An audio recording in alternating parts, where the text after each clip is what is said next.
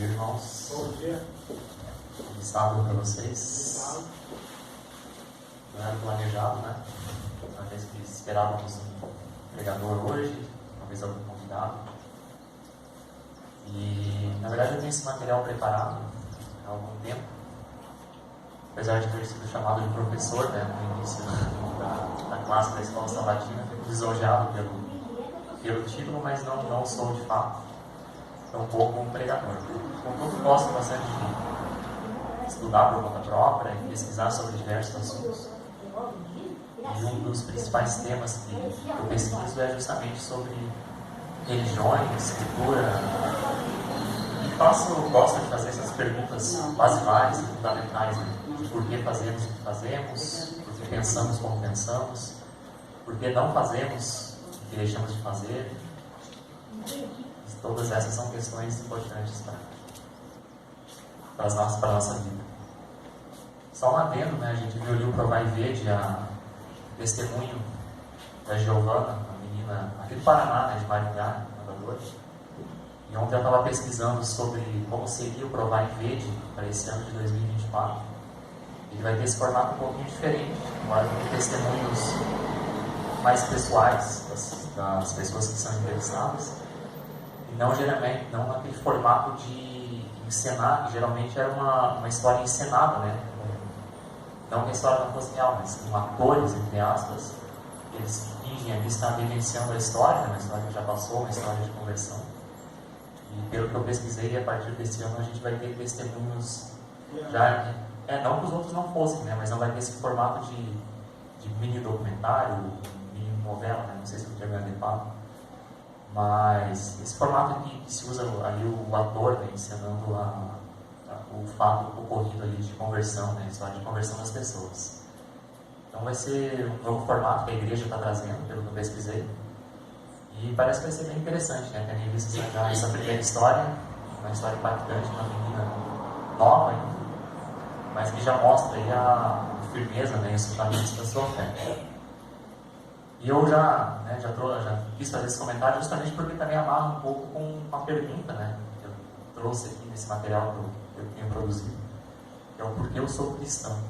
Talvez aqui a gente possa até especificar ainda mais essa pergunta, porque eu sou adventista do sétimo dia, tendo em vista aqui o adventismo, né, a igreja adventista. Ela é uma das denominações cristãs, dentre as milhares que existem ao redor do mundo. E parte dessa pesquisa que eu costumo fazer, ela está justamente relacionada a todo esse conglomerado de religiões, não só dentro do mundo cristão, mas fora do mundo cristão também. Então, o levantamento, né, como eu falei para vocês, é mais uma pesquisa minha que eu tenho feito e talvez sirva para a gente fazer alguma reflexão nessa manhã, tendo em vista a falta de um pregador aqui neste sábado, infelizmente. Esse é um levantamento bem recente que eu fiz sobre a quantidade de adeptos a cada religião que a gente tem no mundo. Então a gente vê que o cristianismo, de forma geral, é a principal religião do mundo, com mais de 2 bilhões de adeptos. Lembrando que o mundo hoje está com cerca de 8 bilhões, a gente sempre arredonda esse número, né? É porque é difícil a gente ter uma contagem real da quantidade de habitantes, exata pelo menos, da quantidade de habitantes a cada instante. Todo dia nascem pessoas, morrem pessoas, então é sempre um número variável a cada instante.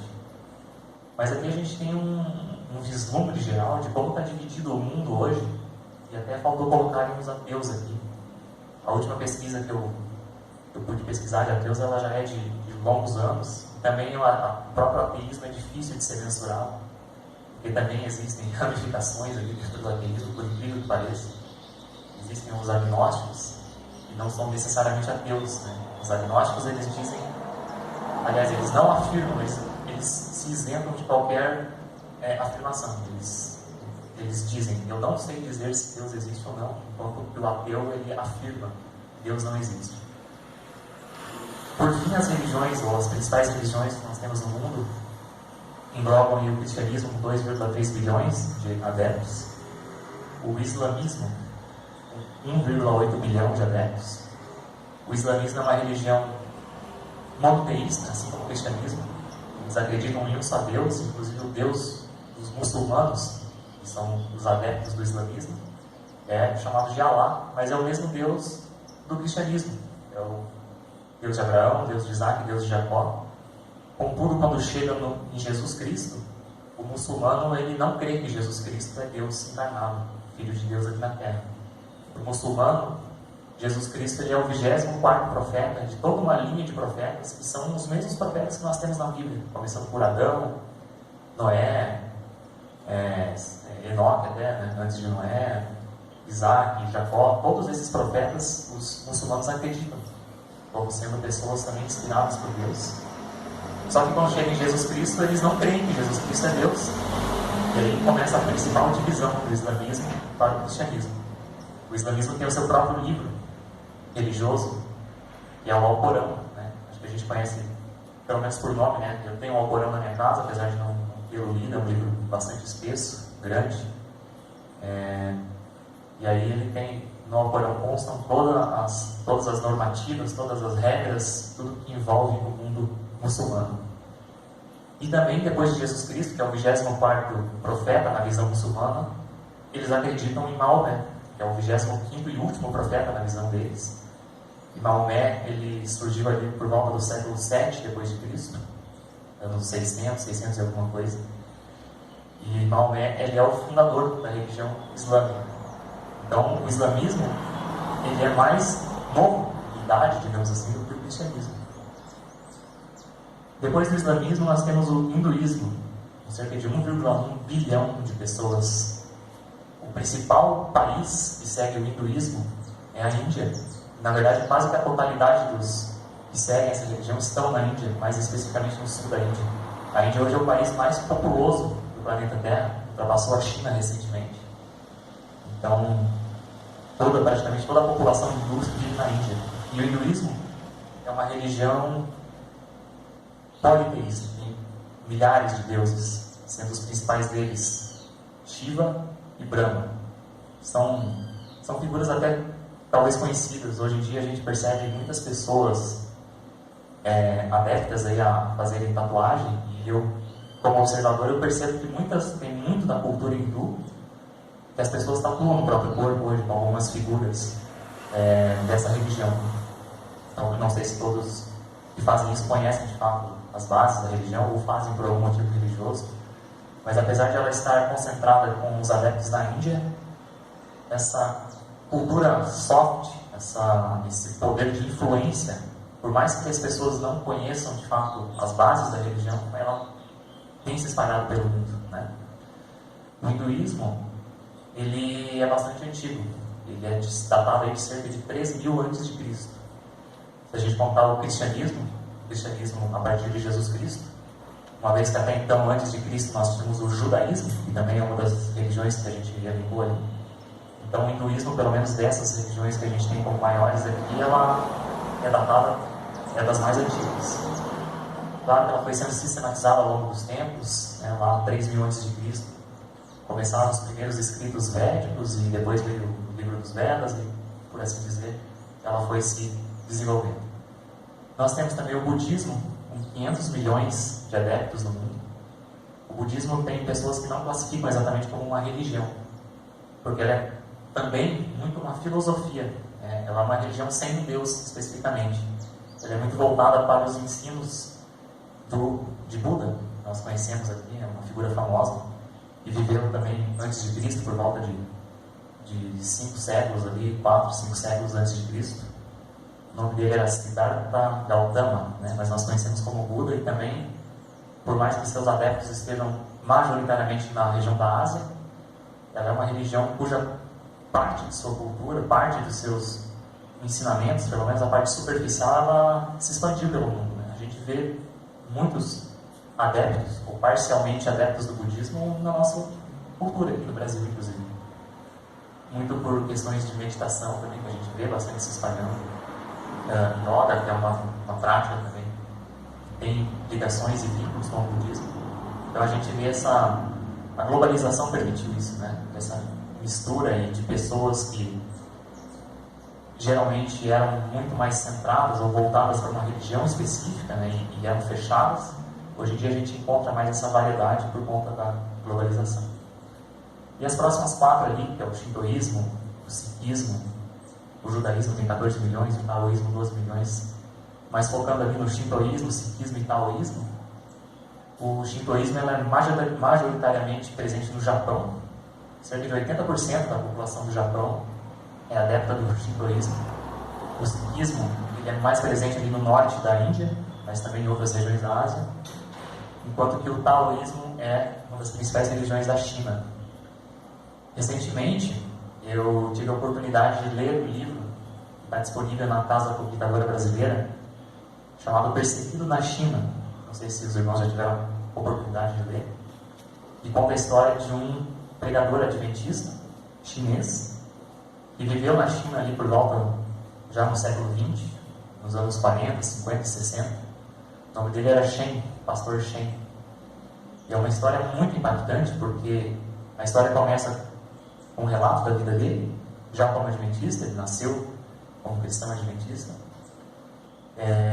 E durante a juventude dele, ele se casa, ele tem filhos, mas a partir de 1949 ocorre uma revolução na China, que é a Revolução Comunista, e quem assume o poder na China é o ditador Mao Tse-tung.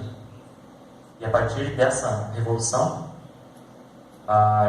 por meio das ordens de Mao Tse, o cristianismo vai aos poucos sendo tentam eliminar o cristianismo e qualquer outra religião organizada da China, uma vez que o comunismo, pelo menos na visão de Mao, ele precisa eliminar a religião para que essa vertente política possa prosperar. E esse pastor Shen começa a sofrer muitas dificuldades, ele perde o emprego por conta do sábado, depois ele precisa se mudar porque existe uma perseguição do governo chinês com os cristãos, depois a perseguição ele vai para uma cidade pequena, e aí o governo também consegue encontrá-lo lá, os agentes do governo.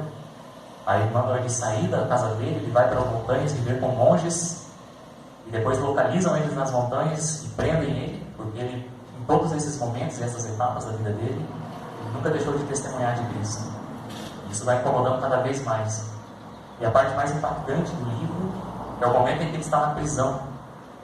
E eu não quero contar muitos detalhes, porque eu realmente recomendo esse livro para vocês. Quando forem à Casa Publicadora, procurem Perseguido na China, um livro de capa vermelha. Mas ele sofre muito, muito, muito na prisão. E a gente consegue se ver, aquela história que a gente, conforme a gente vai lendo as páginas, a gente vai entrando no personagem, vai vivenciando o que ele vivenciou de certa forma. Mas em momento algum ele abandonou a fé dele. E depois de algumas reviravoltas ele consegue sair da prisão quase morto, esquelético, com fome, aparência horrível. E ele consegue se casar depois com uma pessoa que se converte ao cristianismo e ao adventismo, para quem ele próprio testemunhou. Ele tem uma filha com essa pessoa. E no final do livro também tem mais um momento de dramaticidade, porque a esposa dele, uma filha recém-nascida, quase morre, mas no fim acaba tudo dando certo e eles conseguem sim.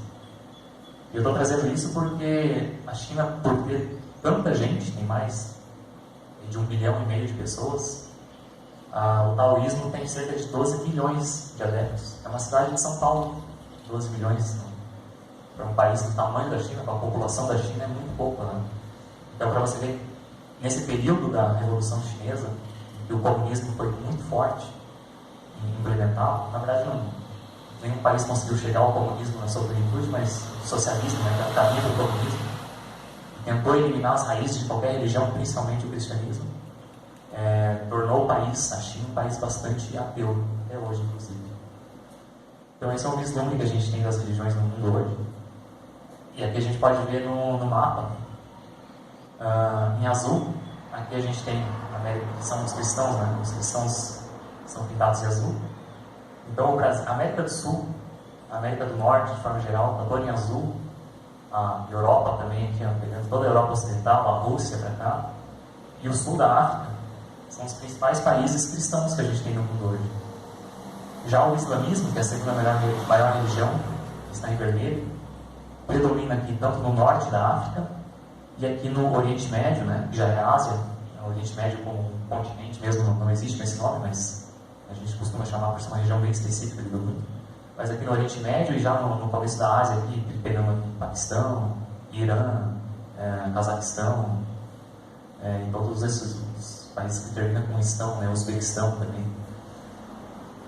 Já o hinduísmo está em cinza, como eu falei, ele predomina na China, né? Então a Índia, perdão, a gente só vê a Índia basicamente aqui em cinza, que é onde predomina o hinduísmo.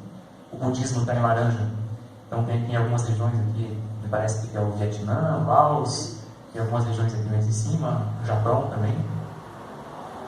Em verde aqui está as religiões chinesas, que o principal delas é o taoísmo, como eu falei para vocês. Então aqui a China praticamente é o único país que aparece em verde. E por fim o judaísmo, tem cerca de 14 milhões de adeptos. E até em comparativo com o adventismo do sétimo dia, a gente vai chegar lá daqui a pouquinho. Nós no mundo somos em cerca de 22 milhões de adventistas, então tem mais adventista no mundo do que judeu, para a gente ter uma noção de tamanho, né? Então o judaísmo que é em verde, ele só aparece, ele mal aparece no mapa, mas está bem aqui nessa estrelinha, que é onde fica Israel, né? Basicamente é onde predomina o judaísmo no mundo hoje. Dentro do cristianismo, agora tirando o hinduísmo, o budismo e aquelas demais religiões, agora só dentro do mundo cristão, nós temos, como bem sabemos, a gente conhece muito, a gente tem muitas subdivisões.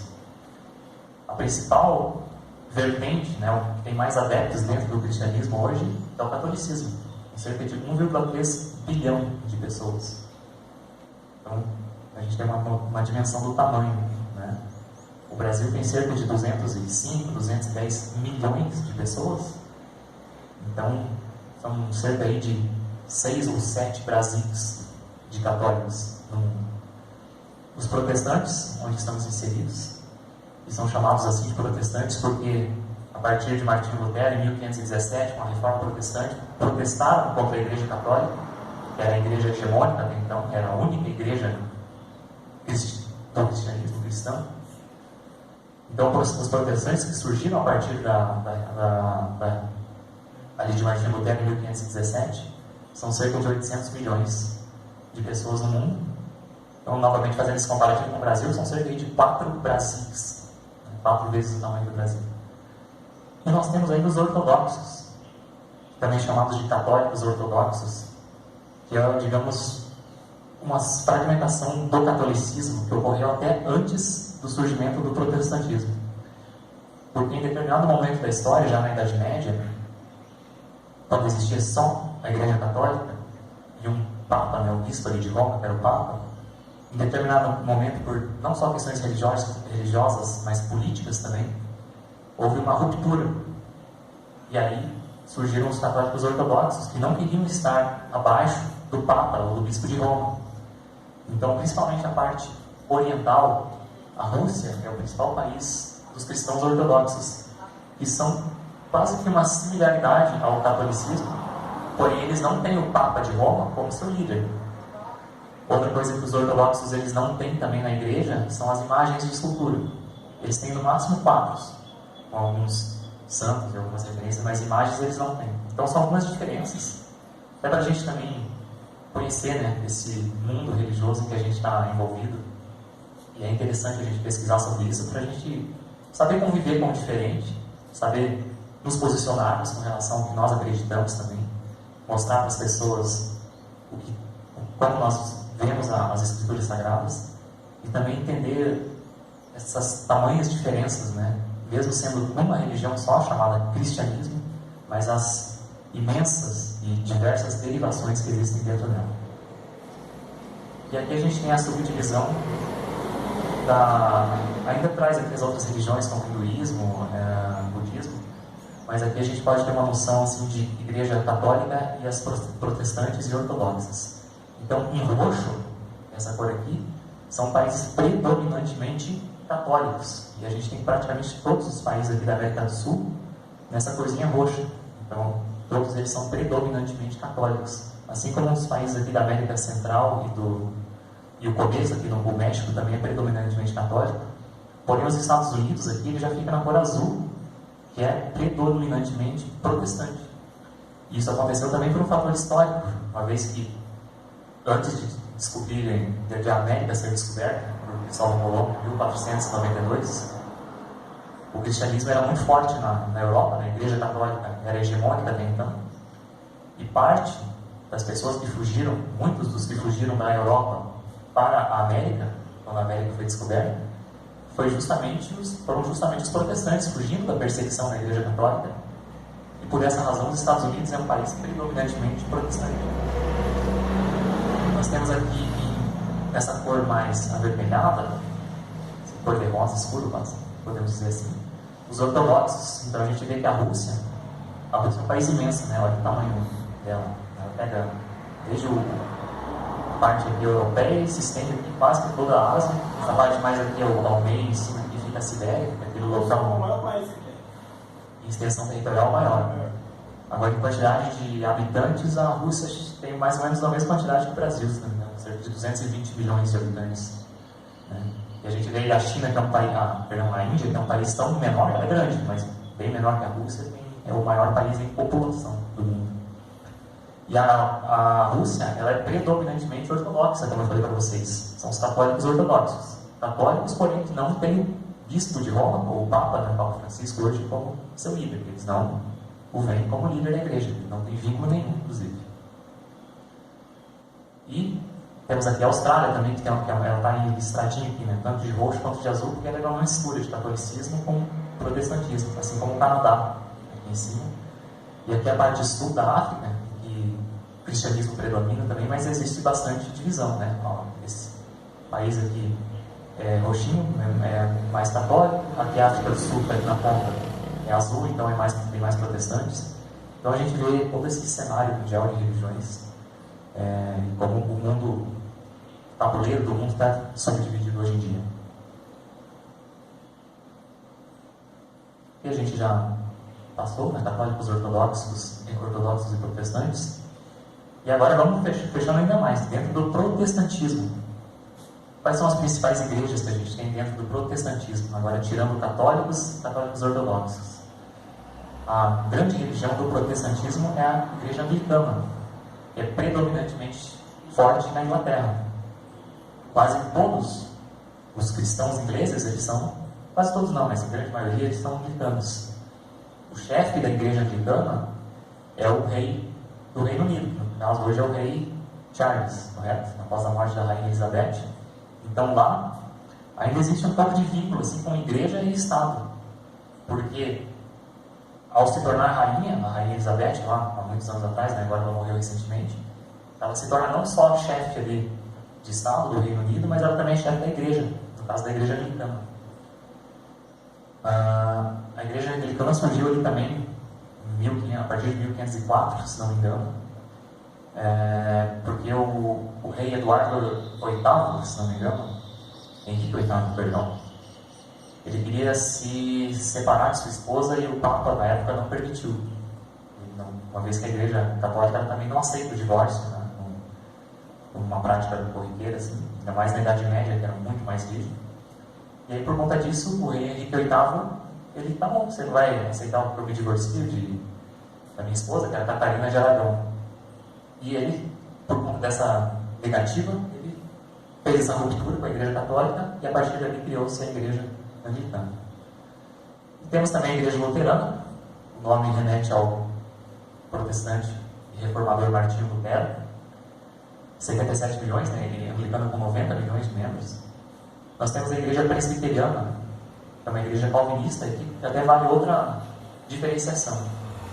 E no mundo evangélico, no mundo protestante, a gente tem uma divisão aí de calvinistas e arminianos.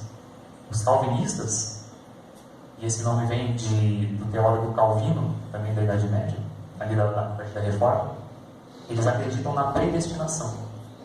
Então eles acreditam que as pessoas que forem salvas, elas já foram, de certa forma, predestinadas para tanto, enquanto que os perdidos também já foram predestinados. Então existe aí um certo conflito com o livre-arbítrio, que é o que nós acreditamos, né? Nós acreditamos que o nosso livre-arbítrio é determinante para nossas escolhas, entendemos a direção de Deus na nossa vida, porém nós acreditamos que nós somos livres para poder escolher seguir a Cristo e aceitá-lo, ou não seguir a Cristo e arcar com as consequências. Então a igreja presbiteriana é a principal igreja que é calvinista, que acredita na predestinação, e ela é muito grande também no mundo. cerca de 75 milhões de membros. As demais igrejas evangélicas protestantes, elas geralmente são arminianas. Armínio também foi um teólogo, mas que prega justamente a salvação pela graça e a escolha. A gente tem essa possibilidade de escolha. Nós temos a igreja metodista com cerca de 60 milhões, a igreja batista 51 milhões, e existem obviamente outras igrejas aqui abaixo, mas eu coloquei as principais. E eu coloquei a adventista, cerca de 22 milhões de membros. Então a gente vê o tamanho, a gente tem uma dimensão de como a gente está no mundo nesse xadrez entre as igrejas, né, entre as religiões que existem no mundo. E aí a gente consegue ter uma noção da importância, né, que a nossa mensagem tem. Uma vez que, se a gente pegar praticamente todas as religiões dentro do cristianismo, obviamente vai haver diferenças doutrinárias entre elas, porém a gente tem uma mensagem bastante diferenciada, né, que é o sábado, além obviamente da imortalidade da alma, que são coisas que o mundo cristão, de forma geral, boa parte deles, eles não creem como nós. Então a gente tem bastante essa diferenciação. E por fim, eu tenho aqui alguns gráficos das igrejas evangélicas. Aqui está um pouquinho menor. Esses dados aqui são do ano passado. E por mais que a partir ali do século XIX, o ateísmo, o evolucionismo, de certa forma, ele tem impactado bastante o cenário religioso no mundo, porque a partir das ideias que Darwin introduziu sobre a evolução das espécies, com a publicação do seu livro em 1959, A Origem das Espécies, a fé de muitas pessoas e a cultura, de certa forma, ela tem sido bastante afetada. Tanto é que o ateísmo moderno, ele surge, ele se fortifica a partir de então, né? Curiosamente, a gente tem observado um crescimento de igrejas, né? Então, mesmo com o espalhamento da mensagem do ateísmo, por assim dizer, as igrejas elas têm crescido bastante, porque é um movimento que muitos pensavam não acontecer ali nos anos 90, anos 2000. Eu me lembro quando eu era criança, que eu escutava de meus pais, de pessoas mais velhas, meus tios, quando conversavam sobre religião, eles achavam assim, a igreja vai diminuir, né? Os religiosos vão diminuir. E, pelo menos nos números, as igrejas evangélicas elas têm crescido bastante. A igreja católica também ouviu mudar, não está aqui na apresentação, mas ela teve um crescimento em 2023 no número de membros. Então, isso é um fenômeno que tem acontecido. E nós temos as divisões aqui dentro do protestantismo entre as igrejas pentecostais, neopentecostais e as igrejas missionárias. No caso, a adventista está bem pequenininha, mas ela está aqui. Ela está dentro das igrejas missionárias, juntamente com luterano, anglicano, batista, metodista, menonita, presbiteriano. Existem outras, né? As principais estão aqui. As igrejas pentecostais, as principais são a Assembleia de Deus, Congregação Cristã do Brasil, Deus é Amor, Quadrangular. A igreja Assembleia de Deus ela é muito grande também. Ela nasceu por volta de 1911 ali. Ela surgiu, é uma igreja brasileira, inclusive, né? Enquanto a igreja adventista tem origem nos Estados Unidos, a Assembleia de Deus é uma igreja brasileira. E aqui a gente tem o crescimento ou o avanço das igrejas em 2023. É um gráfico aqui, quanto maior a coluna, mais houve crescimento da igreja no ano passado. A igreja que mais cresceu dentro das igrejas evangélicas aqui, ou protestantes, foi a Assembleia de Deus. Teve um crescimento de 115%. Não foi exatamente no ano passado, foi entre 2000 e 2019, tá? Essa pesquisa. Cresceu 115%. Crescer 100% é você dobrar de tamanho. Então, 115% é a igreja mais que dobrou de tamanho na última década, né? De 2010 a 2019. Depois aqui, a Congregação Cristã no Brasil cresceu 92% nesse período. A Igreja Universal cresceu 90%. A Igreja Mundial cresceu 72%. E a Igreja Cristã Maranata cresceu 85%. É o dado que está ali. Infelizmente a gente não aparece nesse gráfico, não. A gente, infelizmente, não. A igreja adventista ela cresceu, mas não a ponto, não nesses índices aqui, né? Cresceu menos do que 80% nessa última década. Cresceu os membros dos lados, né? Cresceu os membros dos lados. Porque aqui nós estamos tendo uma parceira. Infelizmente, aqui na nossa comunidade, a gente não tem partilhado, né, desses índices. Mas aí eu volto naquela pergunta, com isso a gente já vai encerrando aqui, até para não ficar uma exposição de dados, né, especificamente só números frios. Por que eu sou cristão? Ou por que eu sou adventista do sétimo dia? E vou contar uma história e vou encerrar aqui a mensagem para vocês. Há alguns anos, na verdade,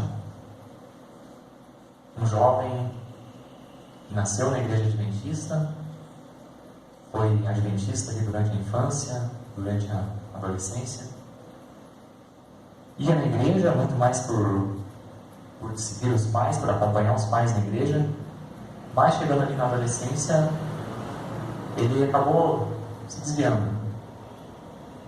Até porque quando a gente chega na adolescência, é muito comum que a gente comece a ter ideias próprias. É um momento difícil, né?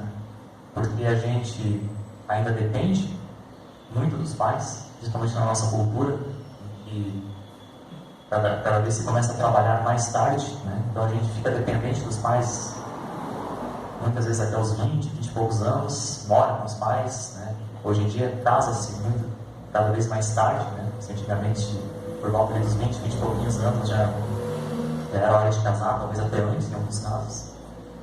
Hoje em dia se demora mais, né? É uma questão que tem mudado, né? De acordo com a nossa cultura.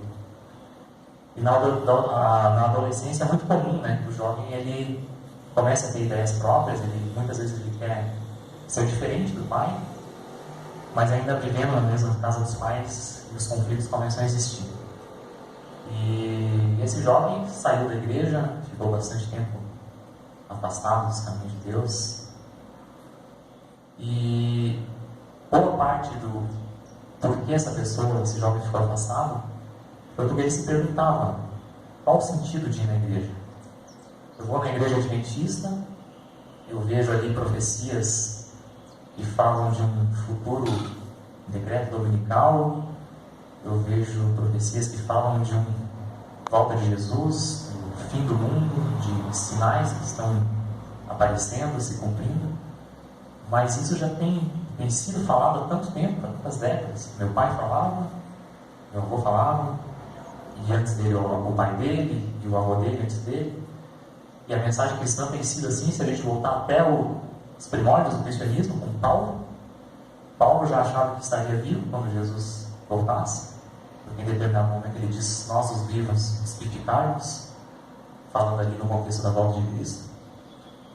Então, essas profecias de certo modo foram perdendo sentido para esse rapaz, e conforme ele foi estudando e analisando o cenário mundial, o cenário não só religioso, mas também político, econômico, social, não via possibilidades de um decreto dominical, como a igreja adventista tem pregado desde sua fundação, acontecer.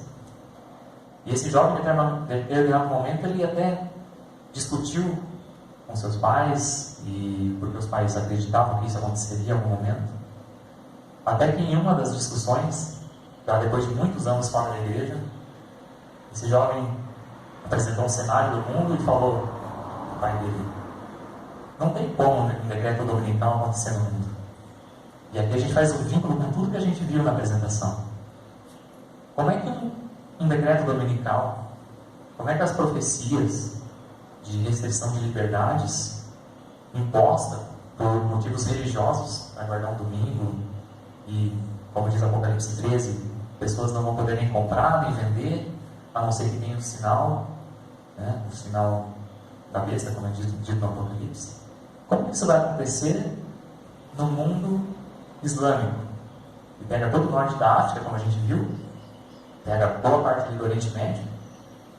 O mundo islâmico não está submetido às ordens do Papa, do Pontífice de Roma, ou muito menos dos Estados Unidos.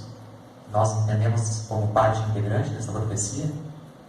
Eles não estão nem aí. Se os Estados Unidos chegarem lá e na verdade às vezes chega e faz algumas incursões por meio de força, como estava ocupando o Afeganistão até pouco tempo atrás, mas não é pacífico, não, eles não aceitam. Existe de conflitos a partir disso. Como é que o mundo hindu, que é praticamente toda a Índia, adepta do hinduísmo, como é que eles vão entender? Eles não estão nem aí para o Papa. Eles não seguem Jigwar, eles têm milhares de deuses na religião hindu, é totalmente diferente disso. Como é que o budismo é uma religião que não tem Deus, 500 milhões de pessoas no mundo, mais de 2 Brasis de tamanho. Como é que isso vai acontecer? E pouco tempo depois desse jovem ter confrontado o pai dele com essa explanação, colocando ali a impossibilidade disso acontecer, algumas semanas depois ocorreu a maior pandemia que nós tivemos. E todo o cenário mundial, econômico, político, social, cultural, ele foi impactado por isso.